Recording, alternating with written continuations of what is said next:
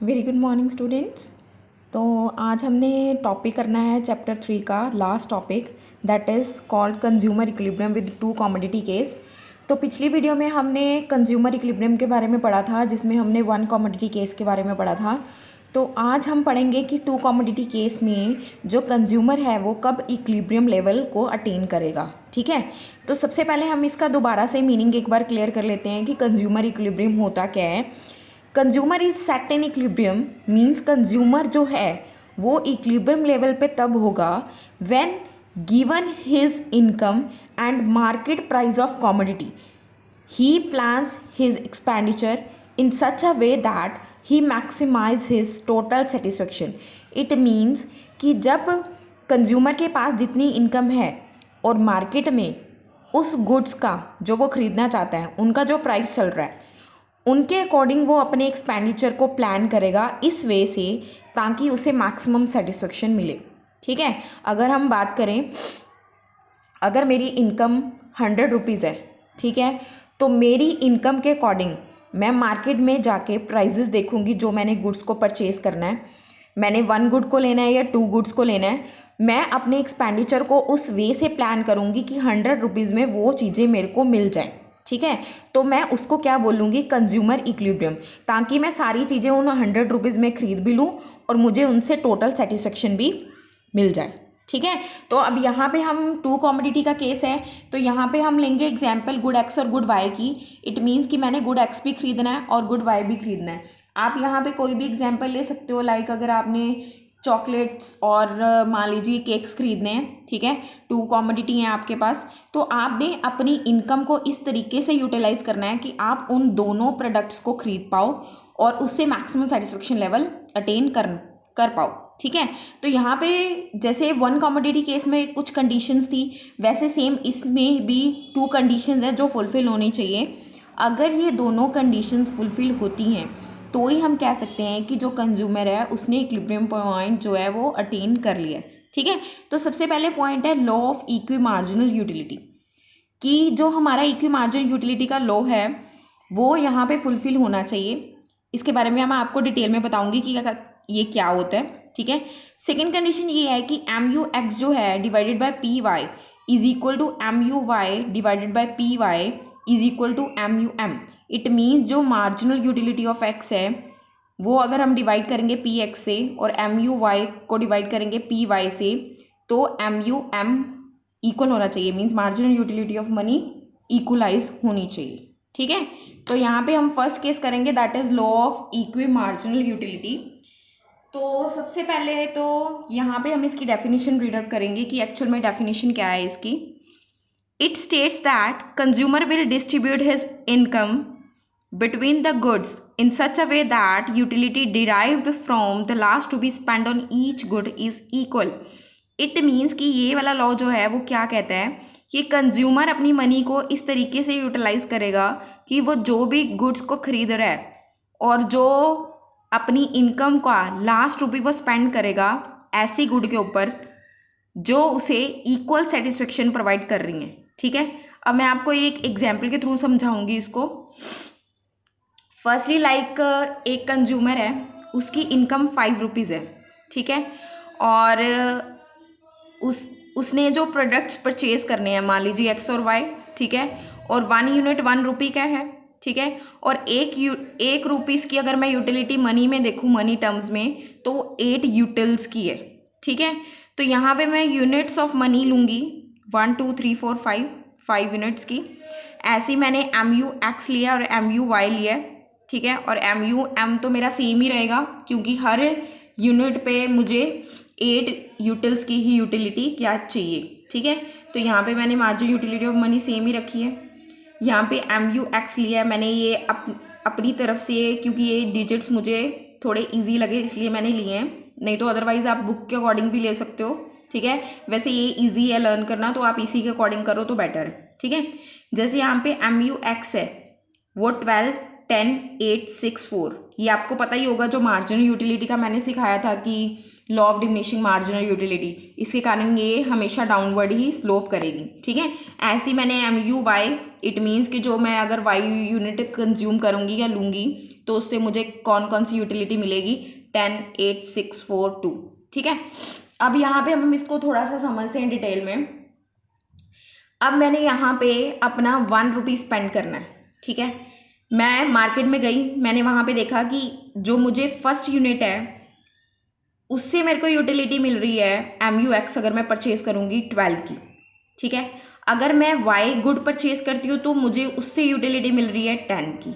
अब आप खुद बताओ कि अगर आपने अपना फर्स्ट यूनिट परचेज करना है, मीन्स फर्स्ट रुपी स्पेंड करना है, ठीक है, तो आप दोनों में से किसके ऊपर करोगे सबसे पहले, जिससे आपको ज़्यादा यूटिलिटी मिलेगी उसी को ना परचेज करोगे ना आप। ठीक है, तो सबसे पहले यहाँ पे 12 है, तो मैंने फर्स्ट यूनिट जो अपना मनी का है वो मैंने X को परचेज करने के लिए लगा दिया। ठीक है, अब यहाँ पे जब मैंने अपना second unit means second rupees मैंने अपना स्पेंड करना है, तो मेरे पास 2 ऑप्शंस हैं, margin utility Y, it means मैंने Y प्रोडक्ट परचेज करूँ या फिर मैं X प्रोडक्ट परचेज करूँ। अगर मैं Y करती हूँ तब भी मेरे को 10 ही मिलेगी यूटिलिटी, अगर मैं X करती हूँ तब भी मुझे 10 ही मिलेगी। तो दोनों में से मैं क्या प्रेफर करूँ, तो मैंने प्रेफर किया है Y को, क्योंकि मैंने X पहले खरीद लिया, तो मैं कह रही हूँ कि चलो Y ले लेती हूँ। ठीक है, तो मैंने अपना सेकेंड यूनिट सेकेंड रुपीज़ मैंने किस में लगा दिया, Y को परचेज करने के लिए। तो यहाँ पे मुझे यूटिलिटी कितनी मिल गई, 10। ठीक है, अब मेरे पास जो थर्ड रुपी है वो मैं सोचूंगी मैं कहाँ लगाऊं। अगर मैं थर्ड रुपी यूज़ करने के बारे में सोचती हूँ तो मैं अगर X को परचेज करती हूँ तो मुझे 10 की यूटिलिटी मिलती है। ठीक है, अगर मैं Y को परचेज करने के बारे में सोचती हूँ तो मुझे 8 की यूटिलिटी मिलती है। अब मैं दोनों में से कौन सा परचेज करूँ, 10 मेरे को ज़्यादा मिल रहा है ना, तो इसलिए मैं ऐसा करती हूँ थर्ड रुपी यहाँ पे स्पेंड कर देती हूँ X में। ठीक है, अब आ गई 4 यूनिट की बारी। अब 4th रुपीज़ जो मैंने स्पेंड करना है, जब मैं 4 स्पेंड करने गई मार्केट में तो मुझे Y से 8 की यूटिलिटी मिल रही थी, और जब मैं X परचेज करना चाहती थी तो भी मुझे 8 की यूटिलिटी मिल रही थी।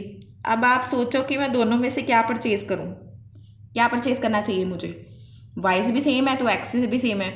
मैंने मान लिया कि मैंने Y से परचेज कर लिया, कितनी 8 यूटिल्स की यूटिलिटी मिल गई मुझे Y से। फिर मैंने अपना लास्ट रुपी स्पेंड करना चाहा तो लास्ट मैंने सीधा क्या किया, X को ही परचेज कर लिया, क्योंकि वो भी मुझे 8 की यूटिलिटी दे रहा है। अब आप देखो कि मैंने जो अपना लास्ट रुपी स्पेंड किया है 5th रुपी, वो और उससे पिछले वाला जो रुपी था वो मुझे दोनों क्या दे रहे हैं, same level of satisfaction. It mean जब मैंने लास्ट अपना रुपी स्पेंड किया किसी भी एक गुड के ऊपर तो वो मुझे सेम यूटिलिटी प्रोवाइड कर रहा है as compare to second good. ठीक है, तो यहाँ पे ये जो लेवल है ये कंज्यूमर इक्विलिब्रियम को डिनोट कर रहा है, 8 और 8। ठीक है, अब आप ये पूछोगे कि ये 10 और 10 क्यों नहीं कर रहा, ये भी तो सेम ही है ना, सेकंड और थर्ड यूनिट पे इक्विलिब्रियम होना चाहिए फिर तो। ठीक है ना, इसका रीज़न ये है कि आपके पास जितनी इनकम है एटलीस्ट आप उतनी इनकम तो खर्च करोगे ना।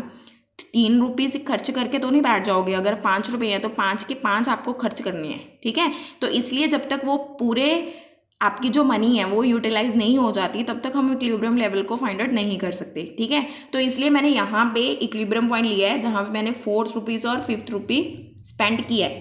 Clear, a consumer will spend 3 units of money on X, 3 unit उसने कहाँ पे स्पेंड किए हैं, X को खरीदने के लिए। ठीक है, and 2 units of money on Y, और 2 यूनिट्स किसके ऊपर स्पेंड किए हैं, Y को खरीदने के लिए। ठीक है, क्लियर इतना। अब यहाँ पे हम देखेंगे कि इन दिस सिचुएशन, इस सिचुएशन में हमें क्या पता चला, इस सिचुएशन में हमें ये पता चला कि जो MUX है वो PY, अगर मैं MUX डिवाइडेड बाय PX करूं is equal to MUY is equal to PY, तो वो MUM के इक्वल बन रहा है। ये इक्वी मार्जिनल यूटिलिटी को डिनोट कर रहा है। वो कैसे बन गया आपको पता ही है, जो आपने सिलेक्ट किया है लास्ट टर्म वाला X के ऊपर जो आपने स्पेंड किया था उससे आपको 8 की यूटिलिटी मिली थी। ठीक है, अगर Y के ऊपर स्पेंड किया था तो भी 8 की यूटिलिटी मिली थी, तो आपकी इट मीन जो मार्जिनल यूटिलिटी ऑफ मनी है वो भी क्या हो गई, इक्वल। तो यही तो चाहिए था आपको कि आपको जितनी मनी की मार्जिनल यूटिलिटी चाहिए वो किसके इक्वल होनी चाहिए, X और Y जो गुड्स खरीदे हैं उनके, ताकि आपका मैक्सिमम सेटिस्फेक्शन लेवल गेन हो जाए। ठीक है, तो यहाँ पे मैंने टोटल यूटिलिटी भी निकाल दी है कि हर लेवल पे जितनी जितनी मिली उनको ऐड करके 48 यूटिल्स की यूटिलिटी बन रही है। ठीक है। अब हम इसको डायग्राम के अकॉर्डिंग पढ़ेंगे कि डायग्राम के अकॉर्डिंग कैसे बनेगा। एक डायग्राम आपने बनाना है MU X से रिलेटेड, एक MU Y से रिलेटेड, ठीक है। इसकी एक्स एक्सिस पे प्राइजेस ले लो, Y एक्सिस पे एक में MU X ले लो, एक में MU Y ले लो, ठीक है। यहाँ पे हमने MU X के डिजिट्स 12 तक लिए थे तो 2 का डिफरेंस लेके 12 तक ले लो, और यहाँ पे प्राइजेस 5 ही लिए थे तो 5 ले लो। अगर आप इनको मैच करोगे तो आप देखोगे कि हर पॉइंट के लेवल पे ये मार्जिनल यूटिलिटी नीचे डाउनवर्ड स्लोप ही होएगी, और ये आपको पता भी है क्यों, because of law of diminishing marginal utility. ऐसे ही वाई के केस में है, वाई के केस में भी सेम ऐसे ही यूटिलिटी बनेगी। जब हम उसका लेंगे MUM को।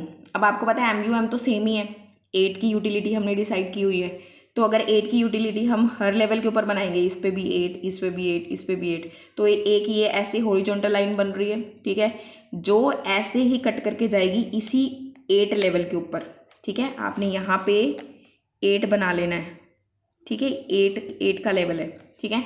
ये ऐसे कट करके जा रही है। अब देखो यहाँ पे P और Q, ये जो 2 पॉइंट है ये क्या शो कर रहे हैं, इक्विलिब्रियम को, क्योंकि ये दोनों आपस में, दोनों प्रोडक्ट जो थे, जो मैंने खरीदने थे, वो क्या हो गए, इक्वल हो गए, तो मेरी कंडीशन सेटिस्फाई हो गई, ठीक है। सो P जो है वो कंज्यूमर इक्विलिब्रियम है यहाँ पे, जो कि क्या शो कर रहा है कि MUX divided by PX is equal to MUY is equal to PY is equal to MUM। Clear, ठीक है, इतना क्लियर हो गया। यहाँ पे अगर आप इसको सॉल्व करके भी देखोगे तब भी 8 ही आता है, ठीक है। जैसे 8 divided by 1 is equal to 8 divided by 1 is equal to 8। It means ये आपकी मार्जिन यूटिलिटी जो आपने स्पेंड की लास्ट रुपी, ठीक है, लास्ट रुपी स्पेंड किया था, उससे पिछले वाला रुपी इसके ऊपर स्पेंड किया था 8, और 1 रुपी का प्राइस है, ठीक है, तो 8 8 8। इट मीन्स ये कंडीशन हमारी इक्वी मार्जिन यूटिलिटी की क्या हो गई, सेटिस्फाइड। आई होप कि आपको इतना क्लियर हो गया होगा। अगर किसी को भी कोई प्रॉब्लम आती है तो you can discuss with me with the comments, ठीक है। Okay, thank you so much.